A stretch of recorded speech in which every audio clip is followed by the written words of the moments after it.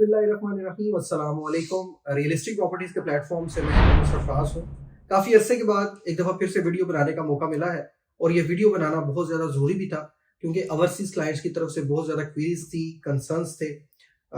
आपने भी देखा होगा कि पिछले चंद दिनों से पाकिस्तान की रियल एस्टेट इंडस्ट्री के हवाले से एक बहुत बड़ी खबर जो है वो सोशल मीडिया पर और मुख्तलिफ प्लेटफॉर्म्स पर जो है फ्लोट कर रही है। और इस खबर के आने से पाकिस्तान की रियल एस्टेट इंडस्ट्री एक दफ़ा फिर से पैनिक का शिकार हो गई है। ये इंडस्ट्री पहले से ही वेंटिलेटर पर मौजूद थी और पिछले 1-1.5 महीने से इसमें कुछ बेहतरी देखने को मिल रही थी, लेकिन जैसे ही बेहतरी आई उसके फ़ौरन बाद ये खबर मार्केट में आ गई, जिससे एक दफ़ा फिर से पैनिक क्रिएट हो गया है।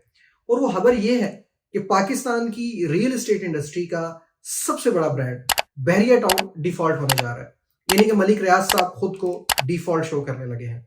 अब इस खबर में कितनी हकीकत है और इसके क्या पहलू हैं वो इंशाल्लाह हम इस वीडियो में डिस्कस करेंगे और मैं कोशिश करूंगा कि इसका असल पहलू आप तक पहुंचाने की कोशिश करूं।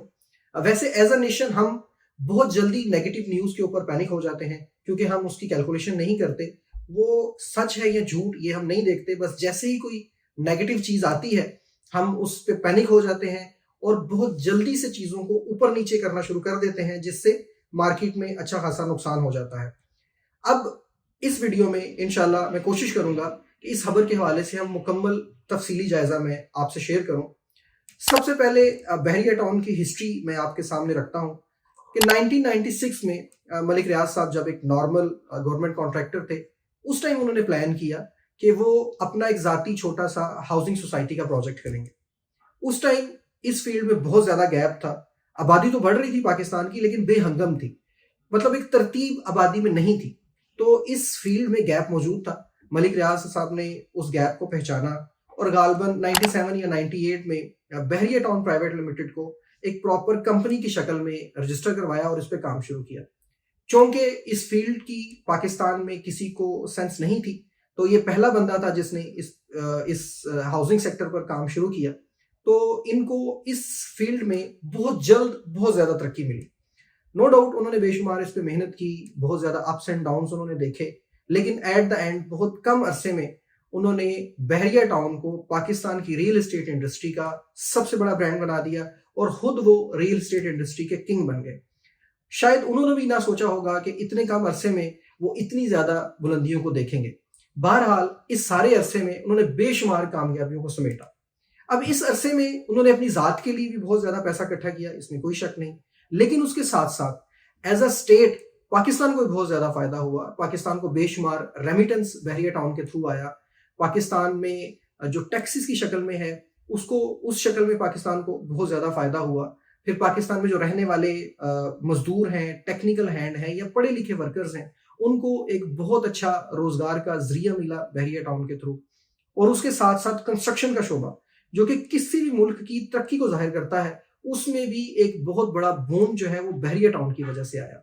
ये सारे मामला बहरिया टाउन के अब तक जो है वो जो बहरिया टाउन ने अचीव किए हैं वो ये हैं।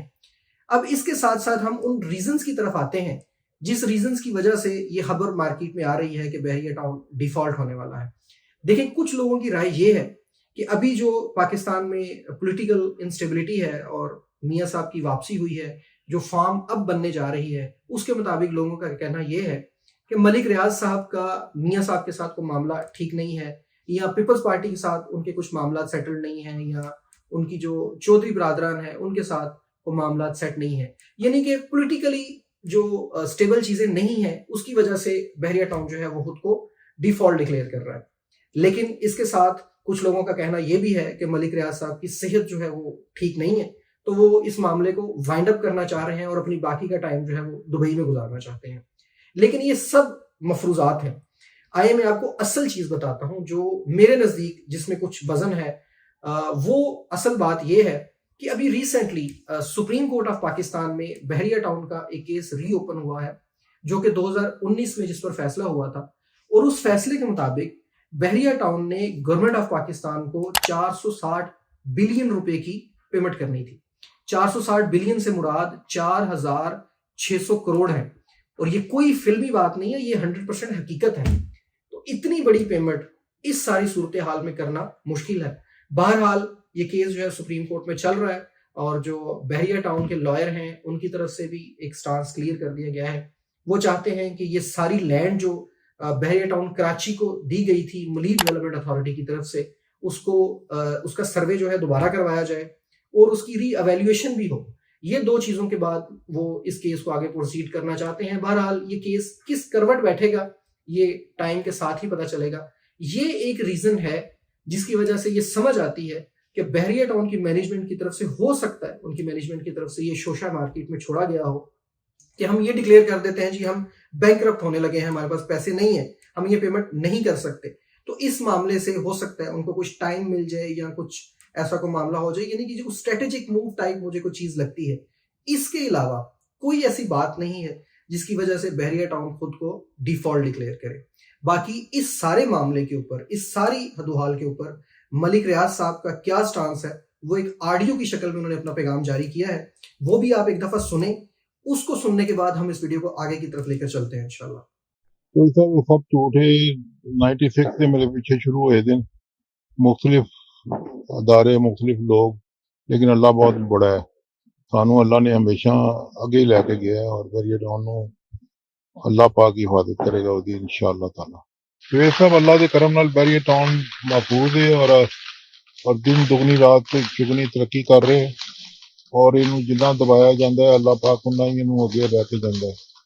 اور جو یہ مخالف ہیں اور جو یہ مخالفت کر رہے ہیں اللہ تعالیٰ انہیں شکست دے گا اور بحریہ ٹاؤن میں کامیاب اور کامران کرے گا. اور بحریہ ٹاؤن محفوظ ہے. ساڈا بلڈ بھی بحریہ ٹاؤن آتے, ساری جان بھی بحریہ ٹاؤن آتے, ساڈا ایمان بھی بحریہ ٹاؤن ہے. اور بحریہ ٹاؤن پاکستان میں انشاءاللہ تعالیٰ چینج کر دے گا انشاءاللہ. اچھا, اس آڈیو پیغام میں ملک ریاض صاحب نے بڑا کلیئرلی اپنا سٹانس واضح کیا ہے کہ 1996 سے لے کے اب تک جو بھی ٹائم گزرا ہے اس میں ملک ریاض صاحب نے بہت ساری مشکلات دیکھی, لیکن اللہ تعالیٰ نے ان کو ہر جگہ پہ کامیاب کیا ہے. اور آنے والے ٹائم میں بحریہ ٹاؤن جو ہے وہ پہلے سے بھی زیادہ ترقی کرے گا. انہوں نے بڑا کلیئرلی اپنے الفاظ بیان کیے ہیں اور یہ جو مشکل ابھی آئی ہے اس سے بھی وہ بڑی آسانی سے نکل جائیں گے. ہماری دعا ہے کہ اللہ تعالیٰ ان کو کامیاب کرے, کوئی ایسا معاملہ نہ ہو اور بحریہ ٹاؤن جو ہے وہ ڈیفالٹ نہ ہو. ہماری بھی یہ دعا ہے. لیکن اس سارے معاملے کو میں آپ کو ایک مثال کے ساتھ سمجھانے کی کوشش کروں گا. آج سے تقریباً 1 سال پہلے یا 1.5 سال پہلے جو پچھلی گورنمنٹ تھی میرے خیال میں پی ڈی ایم کی, اس میں آئی ایم ایف کا بہت زیادہ لون تھا پاکستان کے اوپر اور پاکستان کے ریزرو جو ہیں وہ بہت زیادہ کم ہو گئے تھے اور پیمنٹ ڈیو تھی. تو اس پیمنٹ سے بچنے کے لیے آپ نے بھی سنا ہوگا کہ میڈیا کے اوپر ایک خبر بہت زیادہ گردش کر رہی تھی کہ پاکستان ڈیفالٹ ہونے والا ہے, بلکہ اس کے بعد یہ بھی آیا کہ پاکستان گرے لسٹ میں چلا گیا.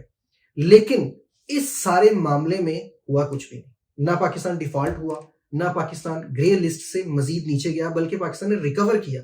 جیسے ہی وہ مشکل ٹائم گزرا پاکستان بہتر سچویشن میں آ گیا. تو یہ سیم وہی فارمولا جو گورنمنٹ آف پاکستان نے آئی ایم ایف کے ساتھ کیا تھا, مجھے یہ لگتا ہے کہ یہ ایک اسٹریٹجک موو ہے. اس سے زیادہ اس خبر میں کوئی حقیقت نہیں ہے. اللہ نہ کرے کہ بحریہ ٹاؤن ڈیفالٹ ہو, کیونکہ اگر یہ ہوتا ہے تو ایک بہت بڑا ڈیزاسٹر ہو سکتا ہے جس میں اینڈ یوزر اور انویسٹرز جن کا پیسہ بحریہ ٹاؤن میں لگا ہوا ہے ان کو تو نقصان ہوگا ہی, لیکن اس کے ساتھ ساتھ پاکستان کو ایز اے اسٹیٹ بھی بہت بڑا لاس ہوگا, کیونکہ وہ ریمیٹنس جو بحریہ ٹاؤن کی وجہ سے پاکستان میں آ رہی تھی وہ بالکل زیرو ہو جائے گی. پاکستان کو ٹیکس کی شکل میں کوئی پروفٹ نہیں ہوگا, کنسٹرکشن انڈسٹری بیٹھ جائے گی اور لاکھوں کی تعداد میں جو بحریہ ٹاؤن کے ساتھ مزدور, ٹیکنیکل ہینڈ اور مینجمنٹ لیول پہ لوگ کام کر رہے ہیں ان کا روزگار ختم ہو جائے گا. تو اگر یہ ہوتا ہے تو بہت بڑا ڈیزاسٹر ہونے کے چانسز ہیں. لیکن میری رائے کے مطابق بحریہ ٹاؤن ابھی کسی صورت میں ڈیفالٹ نہیں ہوگا, کیونکہ ملک ریاض صاحب کا کہنا ہے کہ بحریہ ٹاؤن میرے لیے بزنس نہیں ہے, یہ میرا پیشن ہے, میری محبت ہے, میرا عشق ہے. آپ نے وہ آڈیو میں سنا ہوگا, ان کا یہ کہنا ہے بحریہ ٹاؤن کے بارے میں. آپ کی اس سارے معاملے پہ کیا رائے ہے؟ کمنٹ سیکشن میں آپ بھی اپنی رائے کا اظہار کریں, ہم تک اپنی رائے کو پہنچائیں اور کوشش کریں کہ اپنی زندگی میں پازیٹیو رہیں. انشاءاللہ یہ مشکل ٹائم پورے پاکستان پر ہے. اگر پاکستان ڈیفالٹ نہیں ہوا تو انشاءاللہ بحریہ ٹاؤن بھی ڈیفالٹ نہیں ہوگا. اللہ تعالیٰ پاکستان کی حفاظت بھی کرے اور ہمیں بھی اپنے حفظ و امان میں رکھے. اپنا بہت سارا خیال رکھیں. انشاءاللہ اگلی ویڈیو میں آپ سے پھر سے ملاقات ہوگی. Stay positive and stay sound. اپنا خیال رکھیے. اللہ حافظ.